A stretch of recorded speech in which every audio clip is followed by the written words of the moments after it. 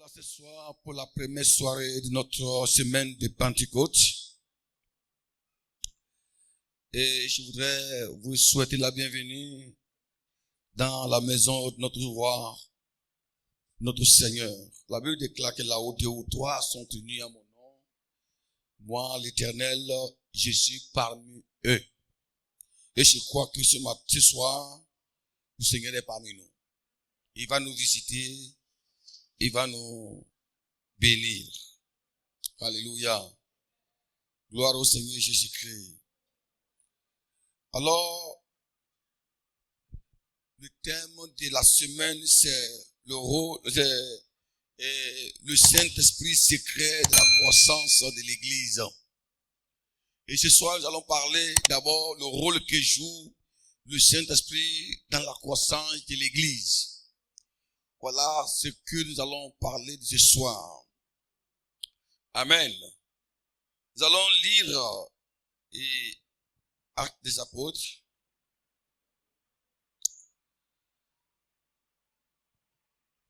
Actes des Apôtres, le chapitre 3. Le chapitre 2 d'abord. Oui, Actes 4, verset 13. Actes chapitre 4, verset 13. Oui. La parole de Dieu déclare, lorsqu'il vit l'assurance de Pierre et Jean, il fut étonné, sachant que c'étaient des hommes du peuple sans instruction. Et il les reconnut pour avoir été avec Jésus.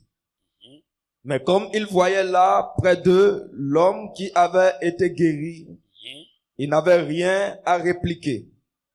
Il leur ordonnait de sortir du Sanhédrin et il délibérait entre eux, disant, que ferons-nous à ces hommes? Car il est manifeste pour tous les habitants de Jérusalem qu'un miracle signalé a été accompli par eux et nous ne pouvons pas le nier. Verset 17. Mais afin que la chose ne se répande pas davantage parmi le peuple, défendons-leur avec menace de parler désormais à qui que ce soit en ce nom-là.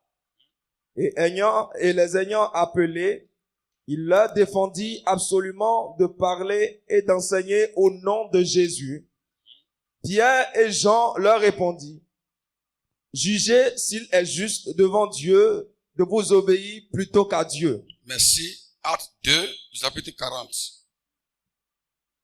Acte chapitre 2, verset 40. La parole de Dieu déclare, et par plusieurs autres paroles, il les conjurait et les exhortait, disant, sauvez-vous de cette génération perverse.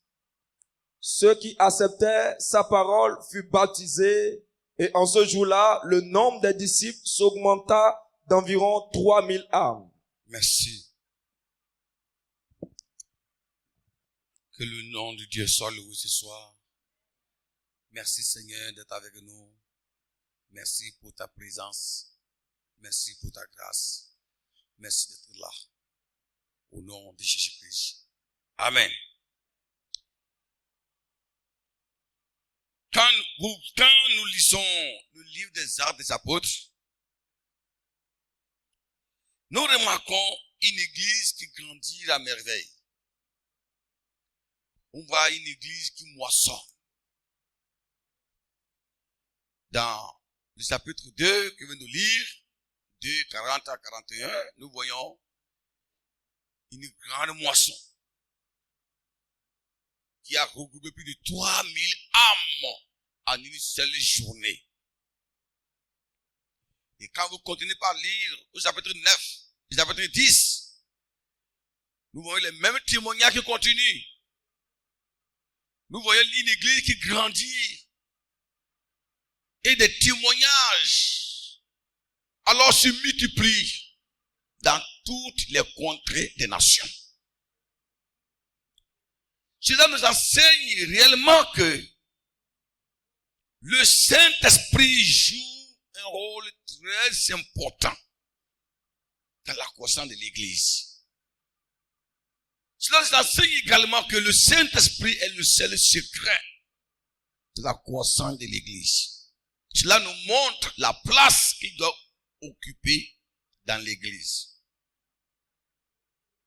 Si le Saint-Esprit n'est plus à sa place dans l'Église, cela nous enseigne que cette Église finira par être fermée. Alors, et quand nous parlons du Saint-Esprit, qui est-il? Le Saint-Esprit, d'abord, quand nous remontons dans l'Ancien Testament, dans le Nouveau Testament, nous voyons la présence du Saint-Esprit dans les actions de Dieu. Dans la Genèse, on nous déclare que il se mouvait au-dessus des eaux. Il faisait partie de l'agent co-créateur de la créature et de la nature. Jésus dira qu'il est la main de Dieu, à travers laquelle Dieu a créé tout.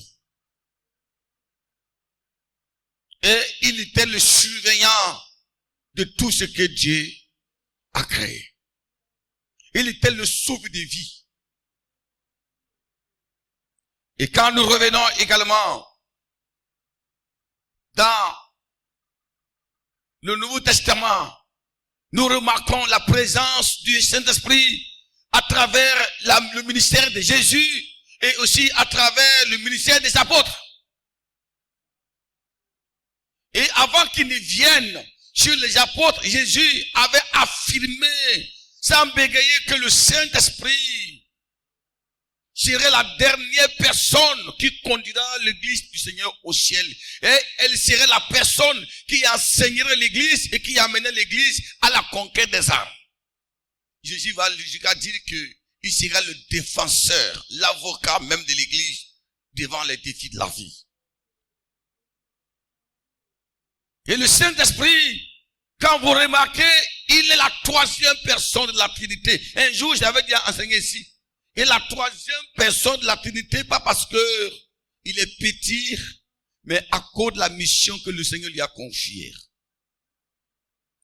Dieu occupe la place de Dieu le Père.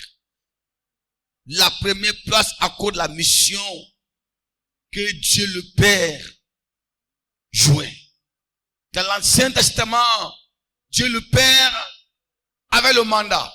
Il était l'ordonnateur de tout. C'est pourquoi on dit ainsi par l'Éternel. Il avait dit au commencement Dieu créa les cieux et la terre. C'était l'âge de Dieu le Père. C'était la mission que Dieu est en train de faire. C'est vrai que Jésus était là, le Saint-Esprit était là, mais c'était l'âge de Dieu le Père qui était en train d'accomplir l'œuvre. Allez voir, le nom de Jésus n'était pas aussi populaire dans l'Ancien Testament parce que ce n'était pas l'âge de sa mission messianique. C'est tout cela que nous voyons le Saint Dieu le Père occupe la première place. Et nous voyons également Jésus qui occupe la deuxième place aussi à cause de la mission qu'il doit accomplir. Dieu le Père crée et Dieu le Fils rachète ce que son Père a perdu. Ce qui a été égaré. Après la créature, après la création de l'homme, le diable a attaqué la créature de Dieu. Et celle-ci est tombée entre les mains d'ennemis. Il a été capturé. Et il n'avait plus autre moyen pour le racheter. Il avait déclaré, Jésus-Christ, l'agneau de Dieu immolé, est descendu en tant que sauveur. D'abord, le nom de Dieu veut dire sauveur, ce qui sauve. Il est venu mourir à la croix pour racheter ce que le Père avait perdu. Nous tous, nous étions perdus. Dieu nous avait perdus. Le diable nous avait pris en otage à travers le péché. Et il y avait une grande séparation entre nous et Dieu. Dans notre perdition, l'apôtre Paul déclare que nous étions en direction vers la mort éternelle. Mais autant marqué par le Seigneur, il envoya son fils Jésus-Christ qui nous rachète. Qui nous rachète. La puissance du péché. C'est pourquoi il a appelé Dieu le Fils. Un fils qui rachète les biens de son Père. Nous sommes les biens de Dieu. Nous sommes la propriété de Dieu. Nous sommes les biens sacrés de Dieu que Dieu avait perdu en Adam. Son fils Jésus-Christ est venu racheter, récupérer les biens que son Père avait perdus. Il est venu racheter, nous délivrer de la servitude. Et la délivrance des enfants d'Israël était alors un type prophétique qui annonce de la délivrance. Alors, par la mort de Christ à la croix. Voilà. La délivrance des enfants d'Israël était une qui annonçait notre délivrance de la main de Satan à travers la mort de Christ à la croix. C'était l'image prophétique qui annonçait la mission salvatrice de Christ. Jésus-Christ est sauveur. C'est à travers lui que nous sommes réconciliés avec lui. C'est à travers lui que Dieu nous a récupérés. C'est à travers lui que nous sommes sauvés. Et c'est à travers lui que nous sommes revenus à lui. Le pont qui nous séparait entre Dieu et nous. Alors, le trou qui nous sépare entre Dieu et nous, ce trou a été fermé. Désormais, nous pouvons aller vers Dieu à travers la mission de Dieu le Fils. Quand Jésus a fini d'accomplir sa mission sur la croix, il a crié, tout est accompli. Tout est accompli. C'est-à-dire, moi, j'ai fini ma mission. Il dit à ses disciples, moi, je m'en vais au Père. Je vous enverrai un autre consolateur. Je vous enverrai un autre consolateur. Il viendra. Il viendra. Il sera avec vous tous les jours. Il vous défendra. Il vous enseignera tout ce qu'il faut. Et il ne vous enseignera pas ce qui vient d'ailleurs, mais il prendra ce qui est à moi et il vous le communiquera. Alors Jésus annonce la future mission du Saint-Esprit. Donc le Saint-Esprit occupe la 3e place à cause de la mission. Il est la dernière personne qui va préparer l'église, qui va garder l'église. Et le jour de la Pentecôte, il est descendu sur les disciples. Avant de monter au ciel, les disciples étaient comme des briques que Jésus avait fabriquées, déposées. Et le Saint-Esprit était le maçon qui devait venir, alors, mettre ces briques-là en construction. C'est pourquoi il a dit à ses disciples, attendez d'abord. N'allez pas prêcher. Vous n'êtes pas encore des chambres, vous êtes encore des briques fabriquées. Vous êtes les matériaux fabriqués, déposés. Le maçon lui-même viendra. Quand il viendra, il fera de vous, alors, le temple de l'Éternel. Jésus voulait dire quoi? C'est lui qui est le baptiseur. Le Saint-Esprit est l'agent, l'architecte. Il fait tout, c'est pour lui. Alors, le jour de la Pentecôte, là, c'est arrivé. Le Saint-Esprit est descendu sur tous les croyants. Tous s'est mis à parler en langue, en prophétisant. Il fit tous remplir de la puissance de Dieu. Et les témoignages ont commencé par se répandre un peu partout. Dans la ville de Jérusalem, en Judée, en Samarie. Jusqu'aux extrémités de la terre. Donc, pour nous dire quoi? Le Saint-Esprit est là. Même si certaines personnes aujourd'hui nient la Trinité, que la Trinité n'existe pas dans la Bible. Je voulais vous dire que la Trinité existe là, même si le nom, l'appellation de Trinité n'a pas été mentionné, mais nous voyons la manifestation de la Trinité dans la Bible. Que ça soit dans l'Ancien Testament, que ça soit dans le Nouveau Testament. Lorsque Élie voulait prier sur la montagne, pour affronter les prophètes de Baal, il a prié, il a dit, Dieu d'Abraham, Dieu d'Isaac, Dieu de Jacob, envoie ton feu. Pourquoi ces 3 noms ont été appelés par Élie? Le Dieu d'Abraham, c'est le Dieu le Père. Le Dieu d'Isaac, c'est Dieu le Fils. Le Dieu de Jacob, c'est Dieu le Saint-Esprit. Et quand il a dit Dieu d'Abraham, Dieu d'Isaac, Dieu de Jacob, le feu est descendu. C'est Jésus qui est bâti de feu. C'est le Dieu de Jacob qui est bâti de feu. C'est Jésus qui donne le feu. Le Saint-Esprit, Dieu le Père, Dieu le Fils, en accord, envoie le Dieu de Jacob, le Saint-Esprit qui descend et qui consomme l'Holocauste. Et quand nous remontons encore dans la Genèse, Dieu dit descendons et confondons l'air. Nous voyons encore la manifestation de la Trinité. Alors, dans la Bible, alléluia. Donc nous voulons vous dire quoi? Le Saint-Esprit est réel. Et une personne est réelle. Nous devons faire la différence entre la puissance du Saint-Esprit et la personne du Saint-Esprit. Le Saint-Esprit n'est pas une puissance. Non. Le Saint-Esprit est une personne. Une personne qui communique la puissance. Il y a des gens qui confondent ça. Que le Saint-Esprit est une puissance. Non, ce n'est pas une puissance. Le Saint-Esprit est une personne qui communique la puissance. La puissance est une chose. Mais le Saint-Esprit est une personne. Il parle. Il envoie. Il communique. Il encourage. Il sanctionne. Il frappe. Il donne la joie. Il peut être attristé. Donc c'est la caractéristique d'une personne tous ces jours. Voilà. Ce que c'est que le Saint-Esprit. C'est une personne divine. Alors mes amis, mes frères et sœurs, et quand nous disons que le Saint-Esprit est le secret de la croissance de l'Église, c'est-à-dire le Saint-Esprit, c'est lui qui fait grandir l'Église. Autrement dit, si quelqu'un veut grandir dans un domaine donné, il lui faut le Saint-Esprit. Sans lui, pas de croissance. Sans lui, pas de multiplication. Sans lui, pas de grandeur. C'est lui.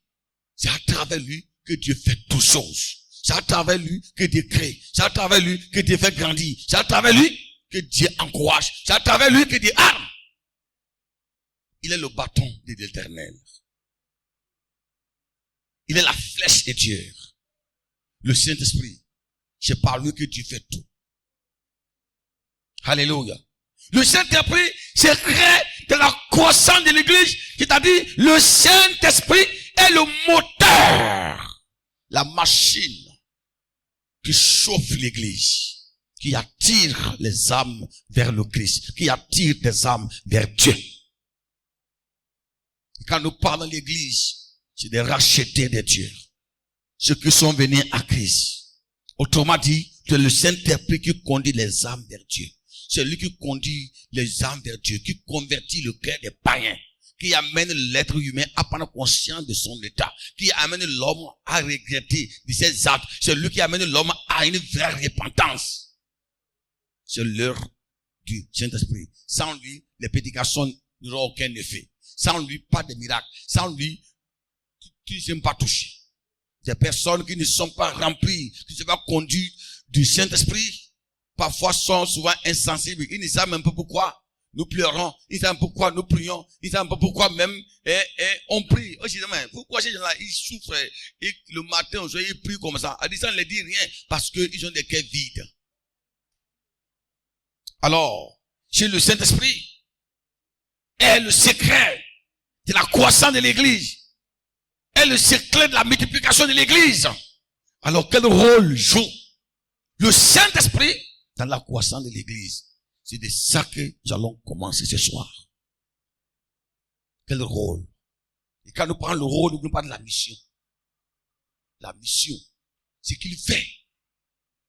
C'est qu'il fait à travers l'Église, qui est déjà là. À travers le noyau qui est là. Qu'est-ce que le Saint-Esprit fait? À travers le noyau qui est là. Pour qu'elle grandisse. C'est ça qui veut dire en réalité tout le thème. Ce qu'il fait pour faire, ce qu'il fait pour gagner l'Église, est-ce qu'il fait? C'est ça que ce soir nous allons commencer par voir.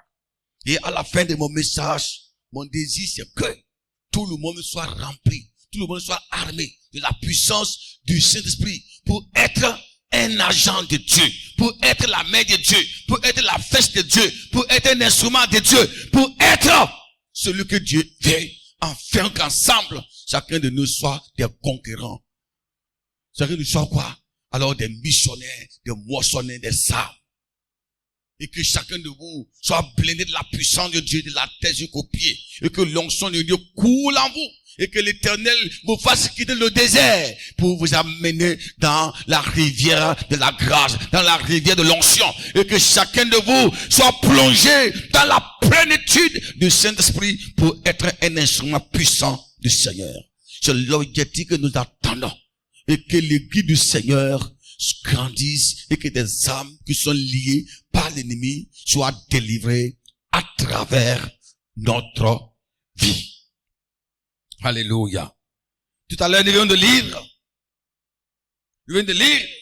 dans Actes, le chapitre 4, 13, qui nous donne des informations très intéressantes. Très intéressantes. Qui dit quoi? Actes 4 disait quoi? On peut lire cela. Actes chapitre 4, verset 13. Oui. La parole de Dieu déclare. Lorsqu'il vit l'assurance de Pierre et de Jean, oui, il fut étonné, sachant que c'étaient des hommes du peuple sans instruction. Alléluia. Et il les reconnut pour avoir été avec Jésus. Merci beaucoup. Il y a un mot que vous devez souligner dans le texte. Lorsqu'il vit l'assurance de Pierre. Alléluia. Amen. L'assurance. L'église, le secret de la force de l'église, c'est l'assurance. Quand vous n'êtes pas sûr de ce que vous croyez, quand vous n'êtes pas convaincu de ce que vous croyez, quand vous n'êtes pas convaincu que Jésus là, il est votre sauveur, hein? Quand vous n'êtes pas convaincu que Jésus est capable de faire de vous une personne extraordinaire, quand vous n'êtes pas convaincu que Jésus-Christ peut t'utiliser et en faire une bombe atomique pour la conquête des âmes, il serait difficile de développer un ministère de croissance. Qu'est-ce que le Saint-Esprit a fait ici? Le Saint-Esprit a communiqué une force d'assurance à la première église. Un homme d'assurance est une personne qui est assurée, qui est persuadée. Elle est persuadée que ce que je crois est fondamental. Ce que je crois est la vérité. Même s'il arrive que l'ennemi arrive à me détruire, même s'il arrive que mon Dieu en qui je crois, il arrive qu'il ne me délivre pas, ça ne veut pas dire qu'il n'est plus Dieu. Ça veut dire que c'est dans sa souveraineté qu'il a accepté que je meurs dedans. Même si je meurs dedans là, ça ne veut pas dire qu'il n'est plus Dieu. Il est toujours mon Dieu, mais c'est dans sa volonté qu'il a permis que je meure dedans. Voilà la vraie foi. La vraie foi là, c'est ce qui vous amène à dire que même si je prie, je demande à Dieu devant un défi, dans un combat, et Dieu ne me répond pas, jusqu'à ce que un malheur m'arrive dedans là. Hein? C'est que c'est sa volonté. C'est sa souveraineté. Il a choisi de faire ainsi. Ça ne veut pas hypothéquer ma foi. Hein? Voilà ce qu'il avait dit l'assurance. Et c'est ce que Meshach, Shadrach, Abednego ont dit au roi Nebuchadnezzar. Au roi, nous ne sommes pas prêts à fléchir genoux devant votre veau d'or. Même si vous multipliez le feu, nous sommes prêts à rentrer dans le feu. Et nous savons que notre Dieu que nous servons nous délivrera. C'est-à-dire, il croit que Dieu est capable de les délivrer. Deuxième chose, même s'il arrivait que Dieu ne les délivre pas, s'il arrivait qu'ils soient consumés par le feu, selon ce que le roi veut, que le roi sache que notre Dieu est impuissant, c'est pas qu'il a permis. qu'il a permis que je sois consumé. Que ce soit le bon ou le mal ou rien ne va jamais venir hypothéquer leur engagement. Voilà ce qu'on appelle l'assurance. Il y a les chrétiens dans les combats, quand ils rencontrent l'échec, Dieu n'est plus Dieu. Quand ils rencontrent le problème, Dieu n'est plus Dieu. Dieu est Dieu quand il fait du bien.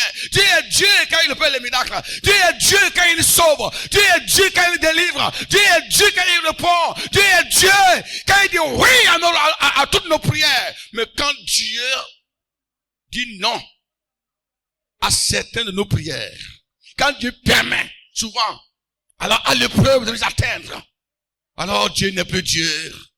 Non, il n'est plus Dieu, il n'est plus vivant. Comment on peut être chrétien, on peut être enfant de Dieu, et Dieu peut permettre à ce que ce malheur m'arrive, à ce que cette attaque m'arrive. S'il était vraiment Dieu, je ne suis, non. S'il est vraiment Dieu, pourquoi, malgré ma dîme, malgré mes offrandes, malgré mes jeûnes et prières, tout cela, et Dieu va permettre à ce que ce malheur m'arrive? Ça, ce n'est pas l'assurance. C'est la foi bonbon. C'est la foi partielle. Ce n'est pas l'assurance. Une telle assurance ne peut pas t'amener à s'en sortir. Beaucoup de chrétiens ont abandonné la foi. Beaucoup de chrétiens ont laissé Jésus parce que ce qu'ils attendaient que Jésus fasse dans leur vie, Dieu ne l'a pas fait exactement. Écoutez. Quand vous venez vers Dieu, ce n'est pas vous qui êtes Dieu, c'est lui qui est Dieu. Et quand on dit que quelqu'un est Dieu, ça veut dire qu'il est capable de faire ce qu'il veut. Si Dieu n'est plus capable de faire ce qu'il veut dans votre vie, ça veut dire qu'il n'est plus Dieu alors. Voilà. Mais Shadrach, Abednego, on dit, nous croyons fermement que notre Dieu que nous servons est capable de faire quoi? De nous délivrer de la fournaise au roi de ta main. Voilà, il est capable.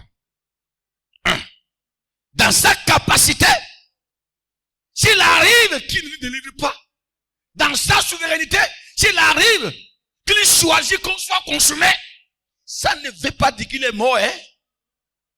Il est toujours vivant. C'est parce qu'il a voulu qu'on soit des sacrifices.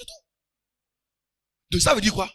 Ils ont mis le roi au chaos. T'as dit que Dieu ne délivre pas haut. Que le roi ne trouve aucun profit pour dire que le Dieu des Juifs est mort. C'est ce qui se passe dans le passage des Actes ici. Pierre et Jean ont dit aux sacrificateurs, nous ne pouvons jamais nous taire sans évangéliser, sans prêcher, sans conquérir les âmes pour le royaume de Dieu. C'est pour cela que Dieu nous a établis. Il nous a établis pour conquérir des nations. Il nous a établis pour sauver les vies. Il nous a établis pour libérer des âmes. Et nous avons de l'assurance que ce Dieu-là est avec nous. Et personne parmi vous ne peut nous empêcher de le faire.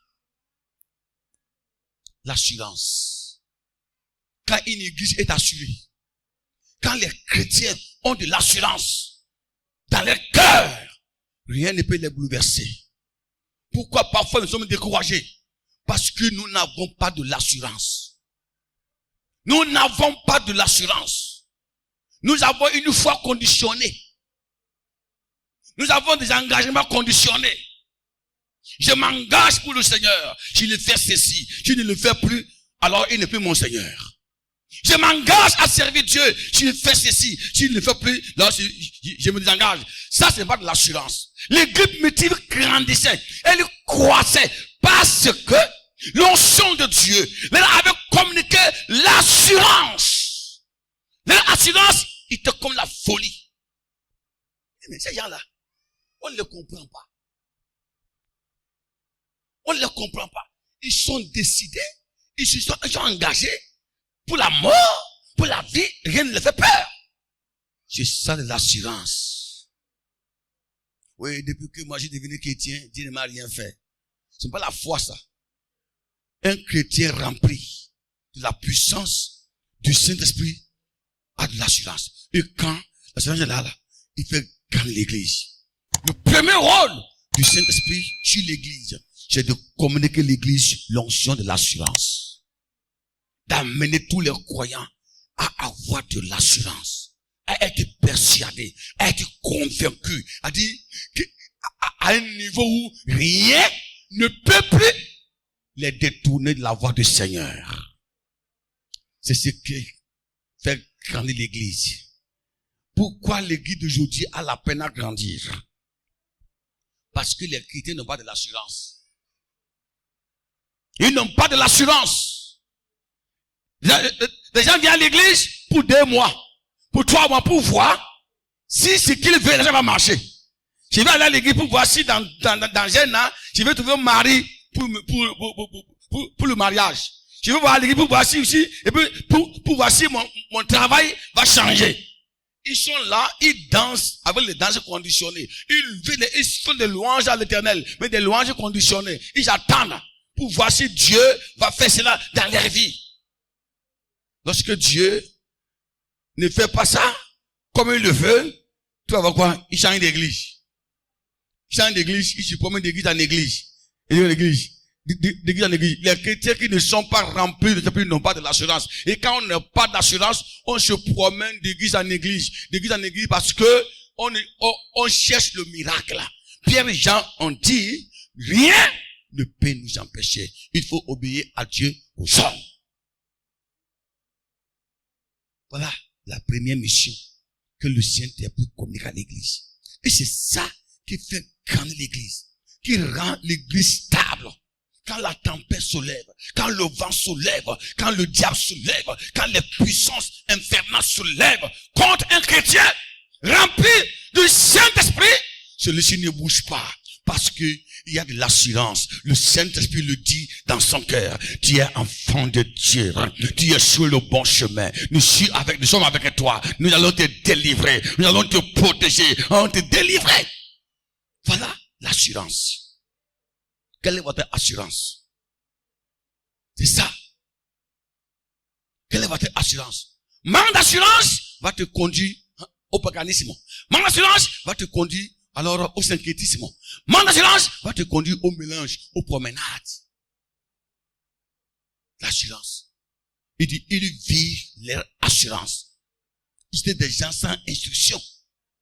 A dit, les pharisiens, les docteurs de la loi étaient étonnés de voir l'engagement. A dit, ils vivent leur assurance, leur foi, quoi, leur fermeté, là. Ils étaient dit, mais comment ces gens-là, si vous croyez contre même, pourquoi ils n'ont pas peur? Malgré eux, ils étaient convoqués devant le conseil sanhédrin. Et ils sont fiers même, ils sont prêts à mourir. Ils n'ont pas peur. C'est quoi dire? L'assurance bouleverse le diable. L'assurance des enfants de Dieu, ça trouve même le camp de Satan. Il ne sait quoi faire. Ça, c'est l'œuvre du Saint-Esprit. L'œuvre du Saint-Esprit. C'est ça, ce qu'on a, c'est ce que le Saint-Esprit fait pour faire grandir l'église. La Chute dit quoi? La Chute dit quoi? La Chute dit. Verset 14. Oui. Il dit, mais comme il voyait là, près d'eux, l'homme qui avait été guéri. Quand il voyait l'homme qui était guéri, il n'avait rien à répliquer. Il ne pouvait rien. Allez-y. Verset 15. Oui. Il leur ordonnait de sortir du Sanhédrin. Et il délibérait entre eux, disant, oui. Que ferons-nous à ces hommes? Voilà. Que ferons-nous à ces hommes? Voilà. La deuxième question. Derrière la question, il y a quoi? Derrière la question, il y a quel événement? Que ferons-nous avec ces hommes? La première mission que le Seigneur a amenée pour les intimider ne va pas marcher. Ne prêchez plus. Ils ont dit non. Ils ont dit non. Ils n'ont pas pu les intimider. Ils disent, mais, que ferons-nous? Ça veut dire quoi? Ils ont fait tout ce qu'ils devaient faire pour arrêter la mission, pour arrêter la croissance. Ils n'ont pas pu. L'église est devenue quoi? Une loge dans les gorges. L'église était devenue une loge dans les gorges. C'est-à-dire, elle était devenue une communauté incontrôlable. ni l'État, ni les autorités, ni les démons, ni l'Empire romain, rien ne pouvait plus contrôler l'Église. Là, nous voyons la deuxième rôle. La deuxième mission, Pour agrandir l'Église, le Saint-Esprit rend l'Église du Seigneur incontrôlable. Incontrôlable. Un homme incontrôlable, une personne incontrôlable, c'est une personne qu'on ne peut pas maîtriser. C'est une personne qu'on ne peut pas maîtriser, qu'on ne peut pas garder sur place. Voilà. C'est quelqu'un qu'on ne peut pas maîtriser. Qui est là, on le voit, mais personne ne peut le maîtriser. On a vu l'exemple d'un homme incontrôlable, des Gadara, n'est-ce pas? Ou un fou qui a dominé même l'État, le gouvernement, la police, les militaires, gendarmerie. Alors, tout ce qu'ils ont fait pour le méloter n'ont pas pu. Ils l'ont enchaîné, il a tout cassé. Et l'État d'alors était obligé de lancer un décret pour dire, hey, il y a un homme là, il est incontrôlable. Nous avons fait ce que nous pouvons faire, on n'a pas pu. Il dort dans le cimetière qui est de l'autre côté. Si quelqu'un passe par là-bas, ce que le fou le fait, ça veut un problème. Même nous là, moi en tant que directeur de la police nationale, en tant que directeur des militaires, je ne peux pas si quelqu'un c'est l'un de ce côté-là, ça veut un problème. Nous sommes limités, on ne peut plus rien. Donc cet homme-là, des Gadara là, il était devenu un homme incontrôlable. Personne ne pouvait plus le contrôler parce que les démons qui étaient en lui étaient forts. Il avait des cassés de démons, le conduit au cimetière. Pourquoi au cimetière? Parce que c'était un esprit de mort. Puis les démons de mort qui le conduit au cimetière. Il était là, bien armé et incontrôlable. Ça, c'est le côté satanique. Ça. Voilà. Donc, l'Église du Seigneur, le Saint-Esprit la rend aussi incontrôlable. Un homme qui est contrôlé ne grandit pas. Sa vision est limitée. Ses actions sont limitées. Quand tu es contrôlé, tu ne peux plus faire ce que tu veux. Tu es limité par tes actions. Tes visions sont limitées. Là, tu ne peux pas grandir. Tu ne peux pas grandir. Tu fais toutes choses avec crainte. Tu fais toutes choses avec tremblement. Tu fais toutes choses avec des visions limitées. Parce qu'il y a quelqu'un qui est plus fort que toi. Qui peut te dire, arrête. Ne continue plus. Arrête. Arrête. Jésus sait que Satan ne voudra pas la croissance de l'Église. Il sait que les démons, le diable et son royaume sont contre la croissance de l'Église. Il va dire à ses disciples, ne vous éloignez pas de Jérusalem. Attendez-vous à Jérusalem. Alléluia. Jusqu'à ce que je vous envoie le consolateur. Le Saint-Esprit viendra sur vous. Et vous serez remplis de puissance. Et vous serez mes témoins à Jérusalem, en Judée, en Samarie, jusqu'aux extrémités de la terre. Autrement dit, lorsqu'il viendra sur vous, il vous communiquera la puissance de Dieu. Et vous serez incontrôlable à Jérusalem, incontrôlable en Judée, incontrôlable en Samarie et incontrôlable dans le monde entier. Aucune puissance de ce monde, aucune autorité ne pourra vous contrôler lorsque la puissance du Saint-Esprit viendra sur vous. Voilà. Donc le Saint-Esprit, pour faire grandir son Église, d'abord, il la rend incontrôlable. Il la rend incontrôlable. Tu ne peux pas grandir si les démons te contrôlent. Ta mission, ton ministère, ne peut aller nulle part si Satan et ses démons te contrôlent. C'est pas possible. Même si tu es un appelé, même si tu es choisi par le Seigneur, mais si tu es contrôlé par les esprits impurs, tu ne peux pas aller loin dans la mission que le Seigneur t'a confiée. Voilà. Il dit quoi? Que ferons-nous avec ces hommes? Ça veut dire quoi? Ils ne savent plus quoi faire. Toutes les lignes rouges qu'on a tracées ont été brisées. Les lois sont brisées. On les met en prison pour les empêcher de parler. Bien fermés avec les soldats à la garde. La nuit, un ange descend sans la clé. Les portes s'ouvrent d'elles-mêmes. Les portes s'ouvrent d'elles-mêmes. Les apôtres sortent. Ils vont au temple pour prêcher pendant que les militaires pensent les juges pensent qu'ils sont encore en prison. Pendant qu'ils étaient dans la joie en disant que c'est fini. On les a mis en prison. Il y avait quelqu'un qui a couru du temple là-bas. Pour dire, mais les gens que vous cherchez là, ils ne sont pas là. On les voit dans le tabernacle en train de prêcher, dans le tabernacle de prêcher. Il dit qui? On a vu les pierres, les gens, ils sont là-bas. Non, ils sont en prison. Comment? Depuis quand? Ils sont allés à la prison, voir la garde. La garde, non, ils sont dedans. Ils sont vraiment dedans, ils sont dedans. Oh, c'est faux. Ils sont dedans. Je les ai vus là-bas en train de prêcher. Ils sont faux, ils sont dedans. Les portes sont fermées hermétiquement. Il n'y a rien. Ils sont dedans. Bon, ils ont ouvert les portes. Ils sont rentrés trouver que la prison est vide. Ni Pierre, ni Jean, aucun était dedans. Les portes étaient belles. Ça, c'est quoi ça? C'est pourquoi ils ont dit maintenant, que ferons-nous? On les met en prison, ils sortent sans clé. Hein? On les menace, la femme augmente, le courage augmente. Maintenant, on les interdit, ils opèrent le miracle. Maintenant, ils sont troublés eux-mêmes. Ils disent, mais ces hommes-là, que ferons-nous?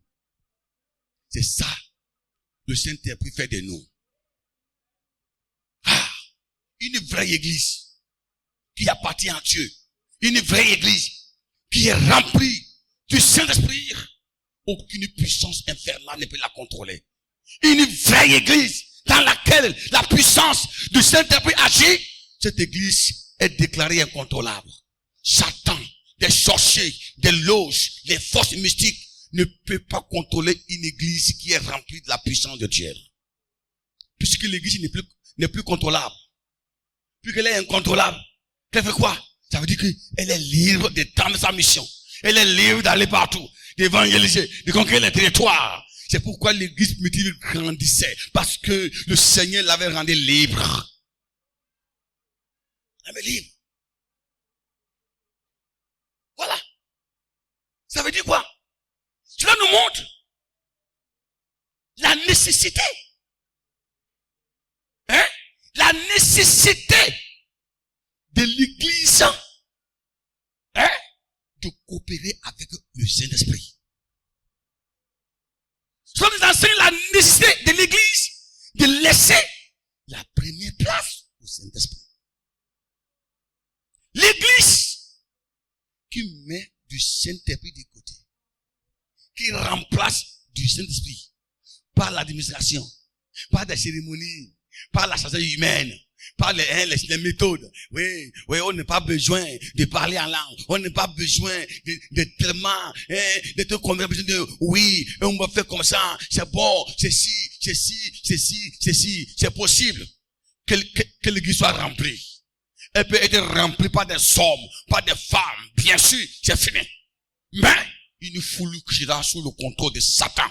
Une foule qui ne peut rien faire. Une foule qui ne pourra pas dire à Satan de sortir. Qui n'aura pas de mot sur la puissance du diable. Jésus n'est pas venu créer une foule. Il n'est pas venu racheter une foule. Il est venu racheter pour délivrer.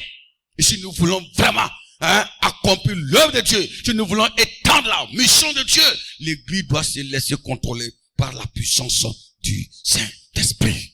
C'est ça la Pentecôte. Ne vous éloignez pas de Jérusalem. Attendez ce que le Père a promis.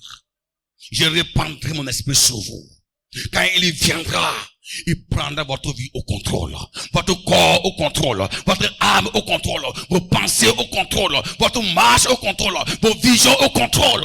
Et quand il prendra votre vie au contrôle, à votre tour, vous deviendrez des femmes, des hommes incontrôlables à Jérusalem, incontrôlables en Judée, incontrôlables en Samarie, incontrôlables partout le monde entier. Ça veut dire quoi? Une église qui est sous le contrôle du Saint-Esprit n'a pas de frontières. Elle n'a pas de frontières. On ne peut pas l'intimider. Voilà pourquoi, mon frère, ma soeur, tu dois chercher la puissance du Saint-Esprit. Tu es l'église du Seigneur, toi qui m'écoutes. Tu es l'église de Dieu. Je suis l'église de Dieu. Ça veut dire quoi? Le Saint-Esprit a pour mission de te contrôler, de te rendre incontrôlable. Hein? De te rendre incontrôlable. Parce qu'il y a plusieurs méthodes que le Saint-Esprit peut utiliser pour faire grandir son église. À travers ton entreprise, à travers la prospérité de ton entreprise, le Saint-Esprit peut évangéliser les gens. Waouh! C'est vrai. C'est pourquoi tout ce que nous faisons doit être quoi? Sous le contrôle de la puissance de l'esprit. Toi, tu es un grand entrepreneur. Mais ton entreprise est sous le contrôle de Satan et ses démons. Hein? Tu as une boutique. Ta boutique est sous le contrôle de Satan et ses démons. Une boutique rabougrie qui grandit dans 2 mois. Et après 2 mois, qui recule encore en arrière. C'est-à-dire, rien ne marche, quoi. Satan contrôle cela. Tu te proclames enfant de Dieu. Mais quel est le miracle? Quel est l'enseignement qui est dedans, qui peut amener le païen qui est à cause de toi à te convertir? Aujourd'hui, il y a des forces mystiques, hein? Il y a des forces mystiques. Il y a des forces mystiques. C'est-à-dire, on peut permettre ton entreprise, pas de mystique. Les gens vont faire des sacrifices dans des rivières. Les gens vendent des organes même. Pour faire des sacrifices et arrêter ton avancement. Ça veut dire quoi? Sans la puissance du Saint-Esprit, ta vie peut être contrôlée. Ta vision peut être contrôlée. Tes affaires même peuvent être contrôlées. Ta maison peut être contrôlée. Mais une maison qui est sous le contrôle de Satan, comment cette maison peut-elle amener des âmes à Christ? Il y a des foyers sous le contrôle du diable. Devenir chrétien, c'est bon. Mais c'est pas fini. Il faut être un chrétien qui a tous les biens de la famille. Il faut être armé de la puissance de Dieu. Et Jésus ne parlait pas aux païens. Il parlait aux disciples vraiment convertis, qui ont passé par le baptême d'eau. Il dit, ça, vous êtes les théologiens. Si vous dites, pendant 3 ans, mais ça ne suffit pas. La théologie que vous avez n'empêchera pas au diable de vous contrôler. Attendez mes frères, mes enfants. Je veux mettre ce que vous rendrez incontrôlable. C'est ce que vous êtes les théologiens.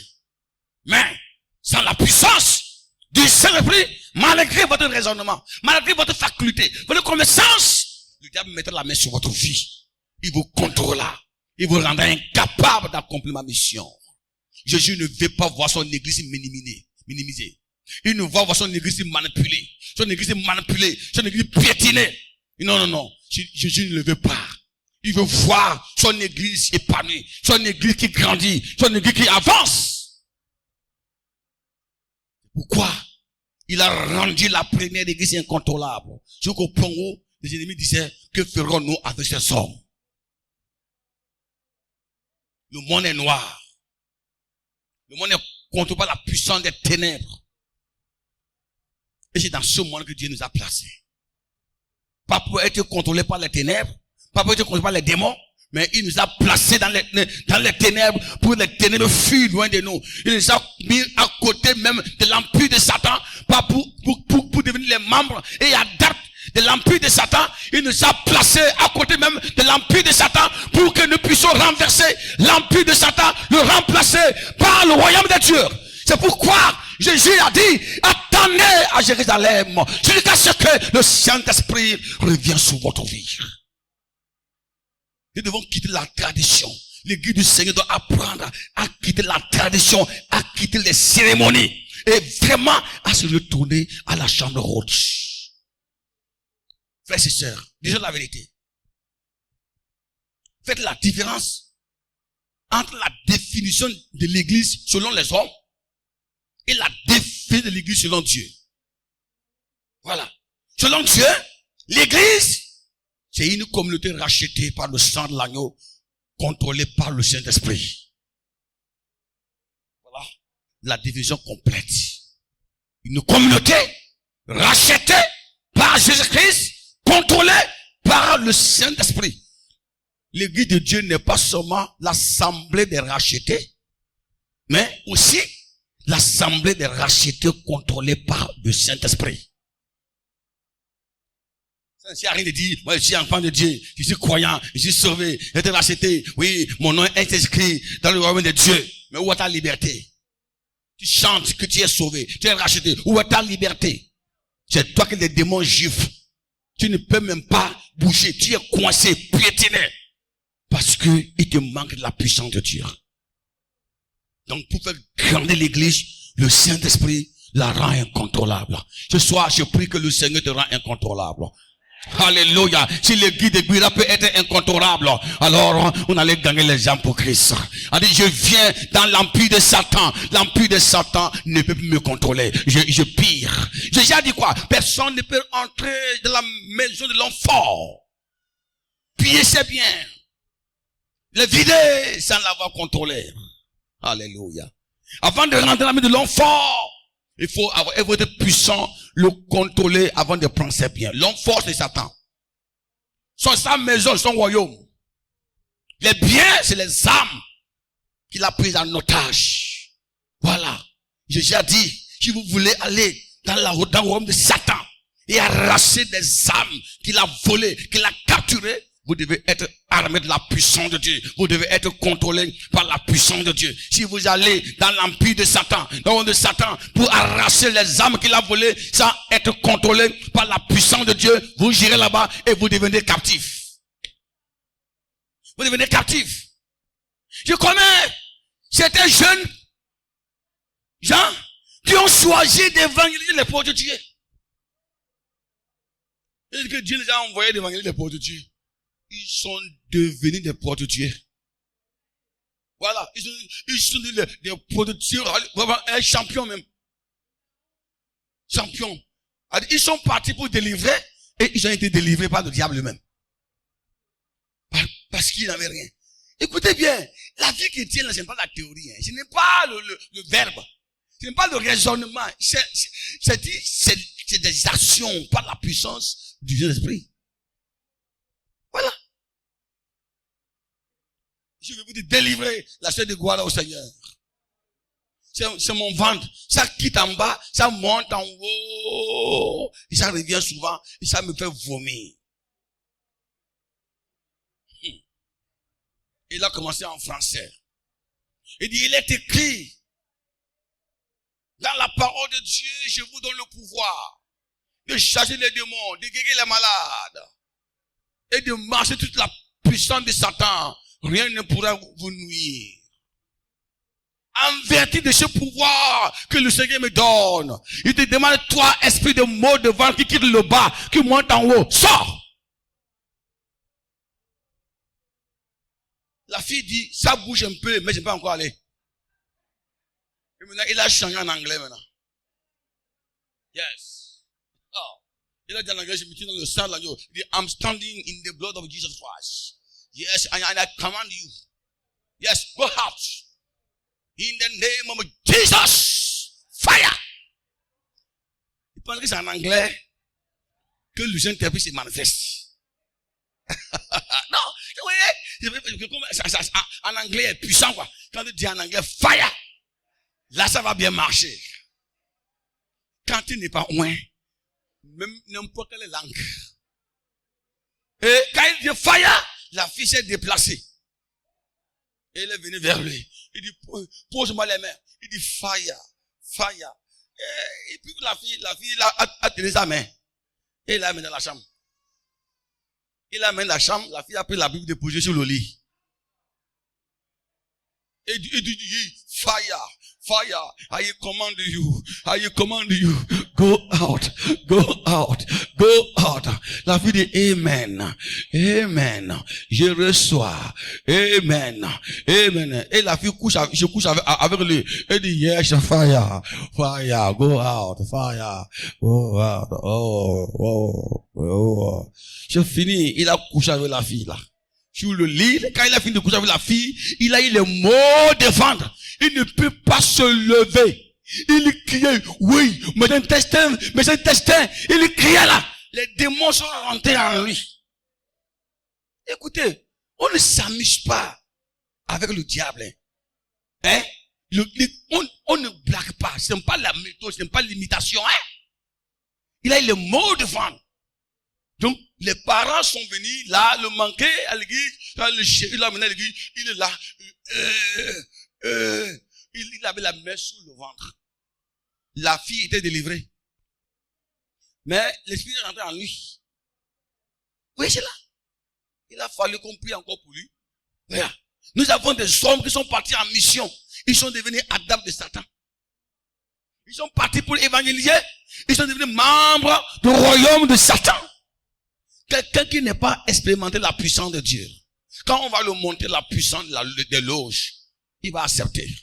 Aujourd'hui, beaucoup de pasteurs sont dans les sectes, des loges, des secteurs de la franc-maçonnerie. Voilà. Parce qu'ils n'ont pas été expérimentés par la puissance de Dieu. Quand tu expérimentes la vraie puissance qui est au-dessus de toute puissance, est-ce que tu peux encore combattre autre puissance? Le Seigneur veut nous rendre incontrôlables. Il a rendu Daniel incontrôlable. Il a rendu Meshach, Shadrach, Abednego incontrôlable à Babylone. Alléluia. Il a rendu incontrôlable. Il a mis dans la forge de lion. L'onction de Dieu rendit Daniel incontrôlable. Les lions n'ont pas pu le mordre. Il a rendu Élie, le prophète, incontrôlable sur la montagne de Carmel.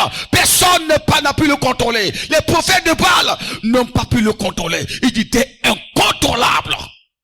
Parce que il s'était plein de la puissance du Saint-Esprit. Mais lorsque le Saint-Esprit quitte votre vie, tout de suite, Satan peut vous contrôler. Samson était incontrôlable. Quand l'onction était sur lui, il était incontrôlable devant des milliers de personnes. Avec la mâchoire d'âne, les gens tombaient. Mais lorsque le Saint-Esprit l'a quitté, en même temps, il a été maîtrisé. Et le mot maîtriser dans l'armée était puissant, hein? Quand on dit maîtrisez-le, quand dans l'armée on te dit maîtrisez-le, c'est-à-dire tuez-le. Samson a été maîtrisé. Il a été arrêté. Parce que le Saint-Esprit qui le rendait incontrôlable a disparu. Alléluia. S'il faut créer une église pour qu'elle soit contrôlée par le diable, ce n'est pas la peine, hein? Pas la peine. Ce soir, nous sommes dans la semaine de la Pentecôte.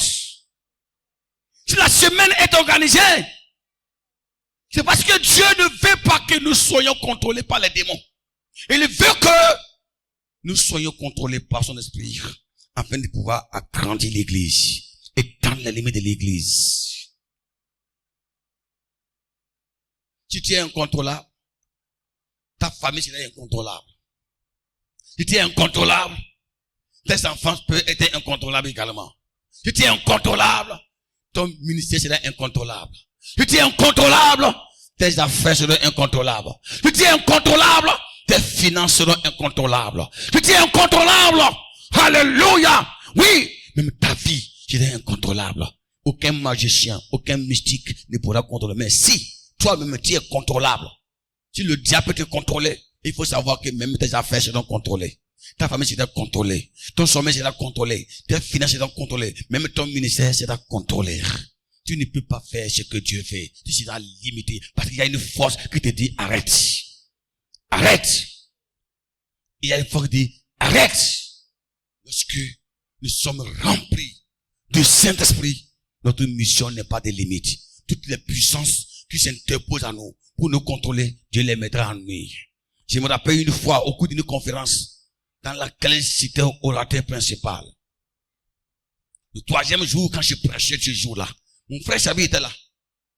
Et lui qui m'avait conduit. Quand je prêchais le jour-là, j'ai senti une puissance mystique qui voulait me contrôler. J'ai senti ça autour de moi. J'avais un appareil Terno, tablette neuf, que je venais de payer. Il était 230 comme ça. J'ai senti d'abord, il faisait frais. J'ai senti d'abord autour de moi une chaleur. Et j'ai senti un vent violent qui m'a frappé passer. Et le vent là a déstabilisé d'abord mon humeur, ça a déstabilisé d'abord mon physique, ça a déstabilisé ma stabilité. Devant une grande foule comme ça. Et j'ai entendu une voix divine qui me dit, mon serviteur, tu es la cible de Satan. Tu es la cible de Satan, allez là. Tu es la cible des démons. Il y a des mystiques qui sont là pour te contrôler. Prends ta responsabilité. Quand la voix m'a dit ça, tout de suite, j'ai vu mon appareil griller automatiquement. L'appareil grillé.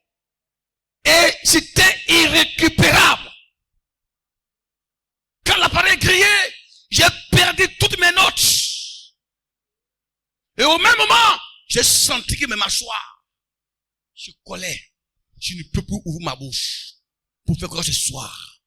Et j'avais envie de tomber, de me coucher, de dormir. Et je voyais en même temps la terre qui a complètement tourné autour de moi. Ça, c'est la puissance des mystiques qui est venue me contrôler, qui est venue m'attaquer. Et j'ai fait là, et si je n'étais plus à faire mon nom est écrit au ciel. Ce n'est pas ça. Et si ce n'est pas à faire il est écrit dans Somme, mais il tombera à ma gauche. Je n'ai pas je n'ai plus à faire les citations des versets bibliques. Non, ce n'est plus ça. Ici, maintenant, il s'agit de déployer le dépôt qui est à moi. C'était le moment de déployer le dépôt qui est à moi. La flamme qui est à moi. C'est ça. Il s'agit de démontrer puissance contre puissance. Feu contre feu. Voilà. Attaque contre attaque. Il s'agit maintenant de révéler qui est la personne qui m'a envoyé. Il s'agit maintenant de révéler, alors, la suprématie de Jésus. À ce moment-là, si la honte allait me gagner. La honte allait me gagner. Ils vont dire que l'étranger est tombé. L'invité est tombé. Il est tombé. Et la voix dit, prends ta responsabilité. Quand la voix m'a dit ça, j'ai senti en moi un réveil surnaturel. Le Saint-Esprit m'a pris en même temps. J'ai senti en moi une nouvelle fraîcheur. J'ai vu mes mâchoires se relâcher. J'ai vu ma langue a commencé par parler d'elle-même. Ma langue a commencé par d'elle-même. J'ouvre ma bouche, je parle. Je dis aujourd'hui, il y a quelqu'un parmi nous qui est venu. C'est un mystique. La personne porte complet blanc. Il porte complet blanc. Chaussures blanc. T-shirt blanc. Elle est là. Elle est venue contrôler. Mais le Seigneur, mon Dieu, va la déshabiller. Moi, quand je parlais, c'est pas moi qui parlais. C'était rapide. Et avant que je ne finisse la phrase, j'ai vu un géant en boubou blanc, complet blanc, apparaître publiquement. En même temps, il apparaît publiquement, avec des cadans comme ça. Et ma bouche dit en même temps, déshabille-toi aujourd'hui. Et il enlève boubou, il a déposé. Et il a dit, déshabille-toi encore. Il enlève pantalon, il dépose. Mais maintenant, je veux m'arrêter, la voix, ma langue continue encore. Déshabille encore. Il enlève la culotte, il dépose. Déshabille encore. Il enlève des badets là, il dépose. Déshabille encore. Il enlève chaussures. Tout là, sucette, il dépose. Déshabille encore. Il enlève maintenant son caleçon. Il a déposé. Il était maintenant en rire. Il avait dit, aujourd'hui, je te mets en rire. Tu tombes comme un éclair. Et il est sauté, allé en haut. Et il est tombé bas. Il était nu devant tout le monde. Et la gloire de l'Éternel s'est manifestée. Le Saint-Esprit est descendu au même moment.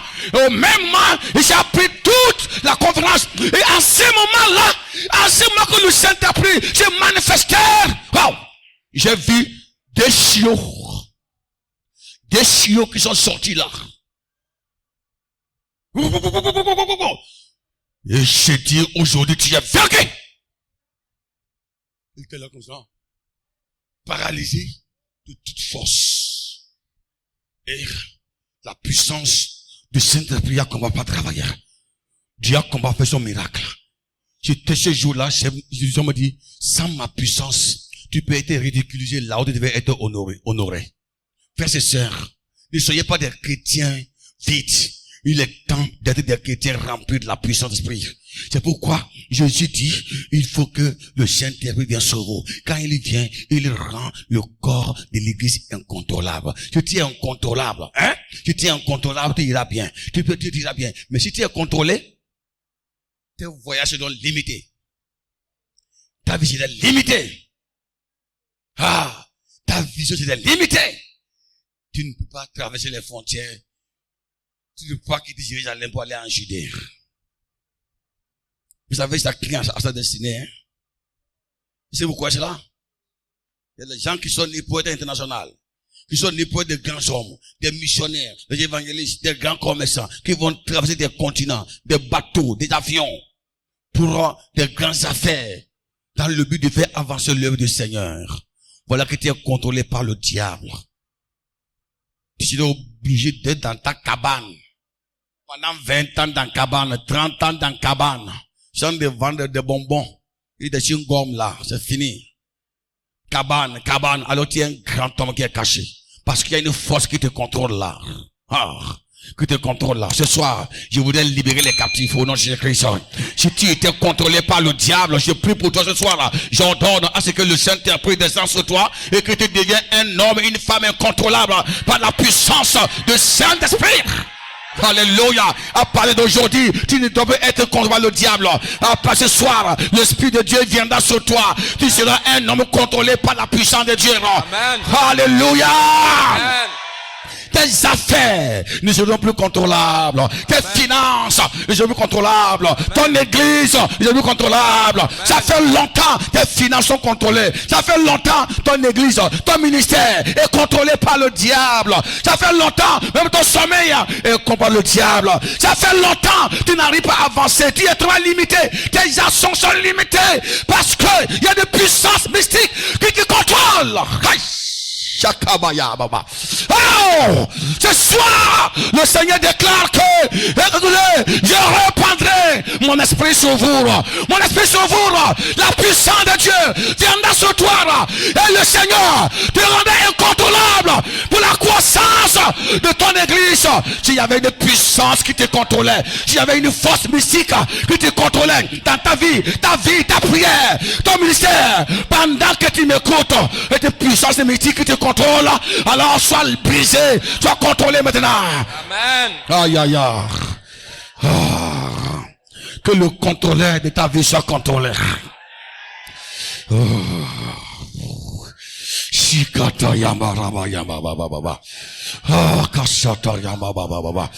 Alléluia. Sans le Saint-Esprit,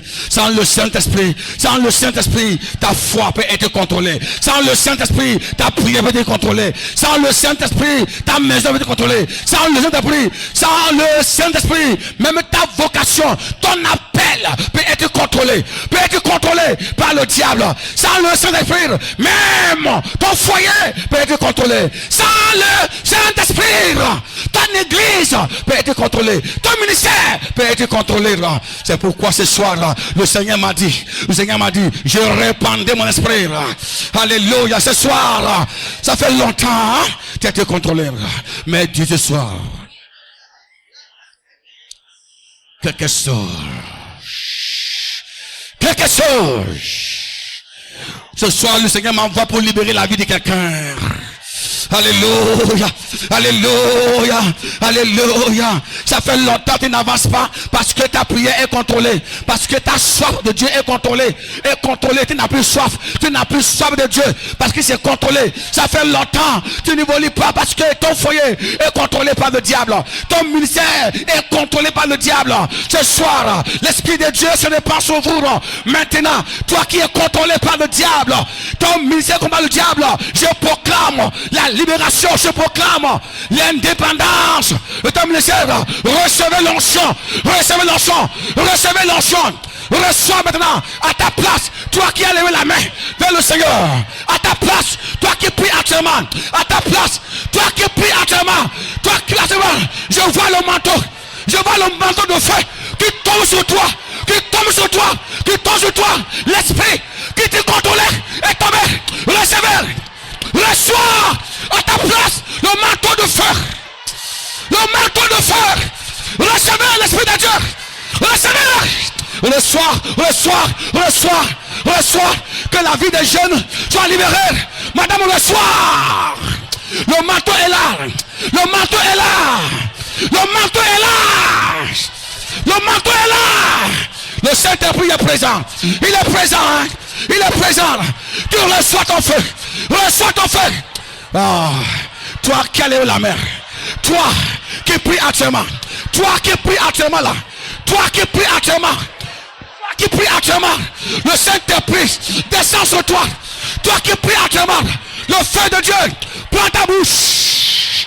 Il prend ta bouche. Il prend tes pieds. Il prend tes mains. Il prend tes mains. Il prend tes mains. Tu ne sauras même pas là où tu es. C'est vrai. C'est vrai. Tu ne sauras même pas là où tu es actuellement. Le feu va t'emballer. Il va t'emballer. Il t'emballe. Il t'emballe. Il t'emballe. Il t'emballe. Il t'emballe. Il t'emballe. Le feu t'emballe. Le feu t'emballe. Le feu t'emballe.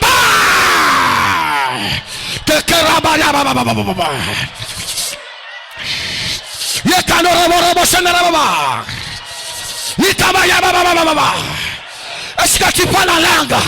Parce que ta prière contre l'air. Ta prière est relâchée.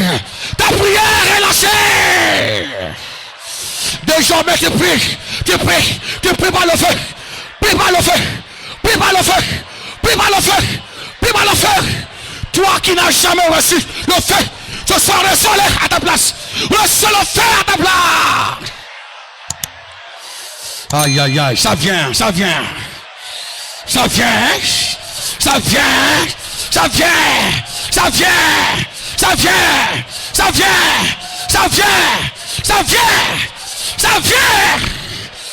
Oh, alléluia, alléluia, alléluia, alléluia.